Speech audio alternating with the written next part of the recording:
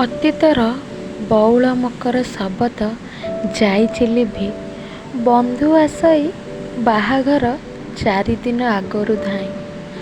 ସଙ୍ଗାତ ବାଡ଼ିରେ କାକୁଡ଼ି କଷି ଫଳିଲେ ସାଇ ପଡ଼ିଶା ବନ୍ଧୁବାନ୍ଧବଙ୍କୁ ଦିଅନ୍ତି ବାଣ୍ଟି। ଲେଖାଯୋଖା ବନ୍ଧୁ ଆସନ୍ତି ପଡ଼ି ଉଠି ଦେଖିବା ପାଇଁ ଗାଁର ମେଳା ଯାତରା।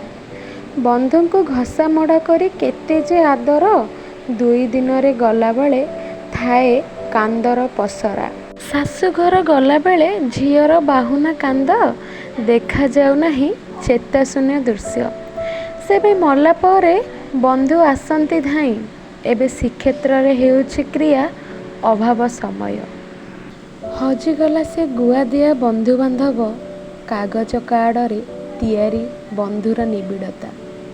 କଳିକାଳରେ ଅଚିହ୍ନା ହୋଇଛି ନିଜ ରକତ, ଭୁଲି ଯାଇଛି ମଣିଷ ସଙ୍ଗାତର ଏକତା। ରଜ ସାବିତ୍ରୀ ଭାର ଆସୁନାହିଁ ବାପ ଘରୁ, ଫୋନ୍ ପେ'ରେ ଭାର ଆସୁଛି ଘରକୁ।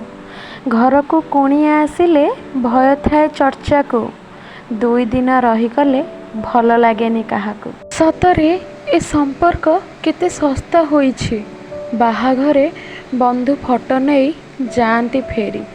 ବିବେକ ନଥିବା ଏ ମଣିଷ ପଥର ହୋଇଛି, ମଲା ପରେ ବି ସମୟର ଅଭାବ ଆଗ ପରି।